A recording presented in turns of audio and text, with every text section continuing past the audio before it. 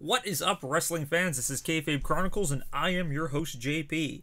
Well, I decided to do a review in regards to this week's NXT episode a little bit later. I did review it earlier on in the day, but just due to some things with the shooting, I took it down. I'll explain later when I put it back on. But yeah, this week's episode of NXT is wrapped up. What the heck happened? I'm going to let you know right now.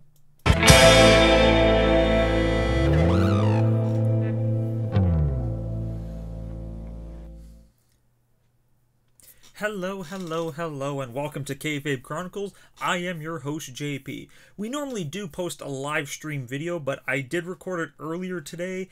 There were some things that happened during the live stream, so I have taken that video down. So this is part 2. We're going to redo the NXT review. We're not going live, technically speaking, so there will be no chat room or anything like that. But we do normally go live every single Sunday night at 8 p.m. Central Time, except for pay-per-view nights, where we will always go on after the event itself, and we go live after NXT every week to discuss the event. We usually have a chat room, there's usually people talking, so this is a little bit different than what we're normally going to do. But if you guys like what you see, make sure to crush like, hit subscribe, and click that bell notification, and also check out our Facebook page and our Twitter account down below. Alright, so this week's episode of NXT took off with Adam Cole coming down to the aisle, cutting a pretty badass promo in regards to just how he feels that he is going to be the next NXT champion, in regards to just the fact that the title was vacated the previous week and that he did win the Fatal 5-Way.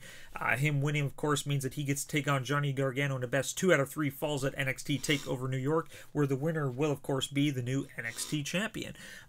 Johnny Gargano comes out, and they pretty much the crowd is just livid. Like, they're cheering Johnny wrestling Adam Cole, Johnny wrestling Adam Cole. It's going on back and forth for like a good 5 minutes or so. Eventually Adam Cole decides to play the heel and just tell the audience, hey, I don't need you guys cheering for me, I can do this without you. And then Johnny Gargano, being the face, says, no, cheer for me, I'm Johnny Gargano. Crowd keeps cheering.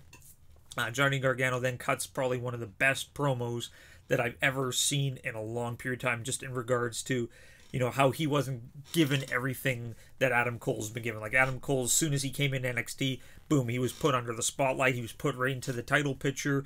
Johnny Gargano flat out said, like, you know, when he first tried out, he was rejected, and how he had to keep coming back and making one-off appearances just to earn his right in NXT. Beautiful promo. If you guys haven't seen it, I strongly recommend it. Check it out. Great promo.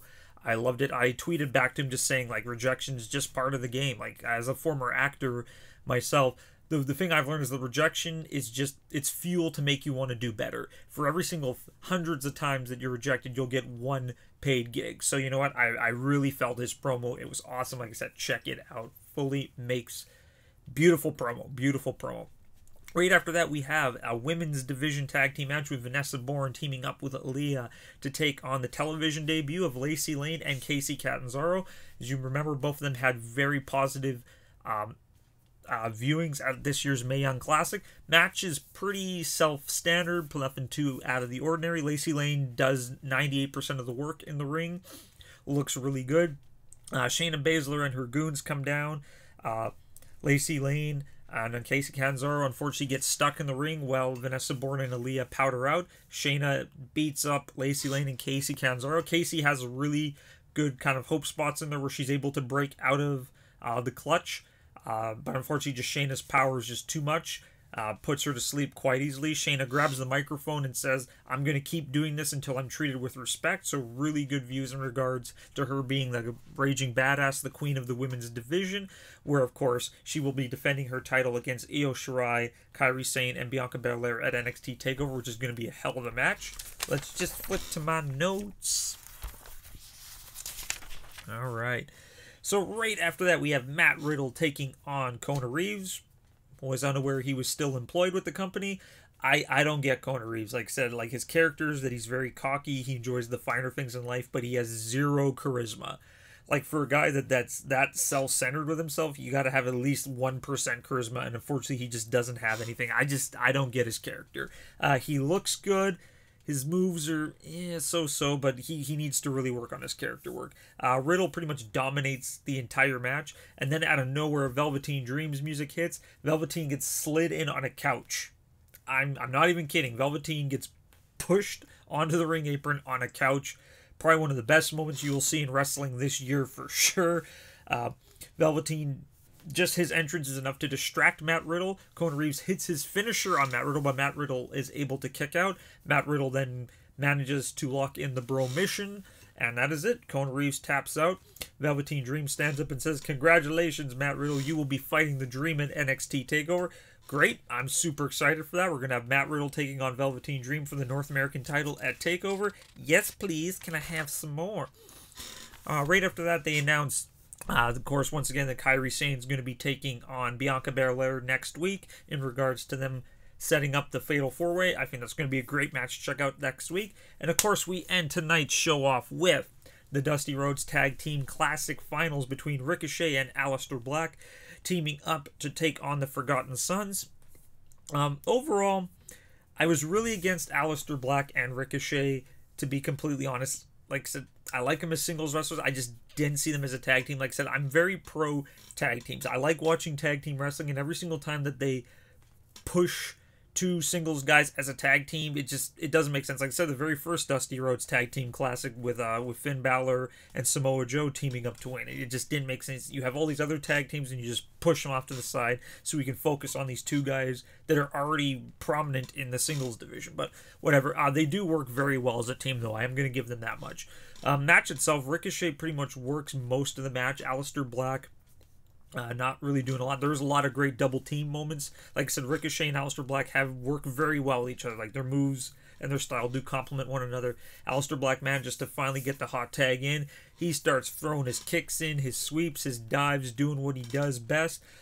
Forgotten Sons look pretty decent. Like I said, I'm still not getting their character because they also lack charisma, but they work very well in the ring.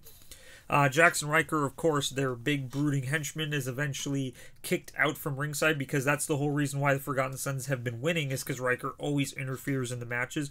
Referee finally catches him, sends him packing. Aleister Black manages to hit a few black masses. Ricochet hits the 630, and your winners. And the winners of this year's Dusty Rhodes Tag Team Classic is Ricochet and Aleister Black. Like I said, I was against it originally, but now, okay, I'll go with it. I will go with it. So, of course, they have earned themselves a tag team championship match against the War Raiders at NXT TakeOver New York. Makes sense because there's really no other tag teams, technically speaking, though I still would have liked to see like Street Profits or, like Fabian Eichner and Marcel Bartel. Like I said, there's other tag teams that we could have, but I think this is just kind of a way to send Ricochet and Aleister Black on their way because they are on the main roster now, so this is going to be their last hurrah. They're not going to win, obviously. It doesn't make sense for them to win the tag team championship if they're going to the main roster. So I think since they didn't have anything for them to do singles-wise, this is just kind of their last farewell before they head off into the sunset of the main roster. Great match, great tournament. I'm really excited to see this match. I think the War Raiders are going to complement Ricochet and Aleister Black because they all have pretty good styles. Ricochet, of course, was in the War Games match teamed up with the War Raiders, so I'm looking forward to seeing what's going to happen. I think it's going to be potentially a really good match. So yeah, just NXT setting the seeds going into TakeOver in next week. So next week's going to be the go-home show. So what's going to happen? Who the heck knows? All right. As always, if you guys like what you saw, make sure to crush like, hit subscribe, and click the bell notification for whenever we post videos. We go live every single Sunday night at 8 p.m. Central Time, except for pay-per-view nights where we always go on after the event. And of course, we go live Wednesdays after NXT to discuss the event. Like I said, normally we do live stream, people chalking in the chat room, but unfortunately, just due to some stuff that happened on my initial stream, some of you probably saw what happened. Unfortunately, I cannot keep that video up, and we'll just leave it at that. If you guys want to know what happened, just message me. I'll tell you the whole skibby. All right, as always, though, please check out that Facebook page, check out that Twitter account, and I will see you guys in a couple days because, as always, this is JB from Kayfabe Chronicles, and I'll see you guys next time.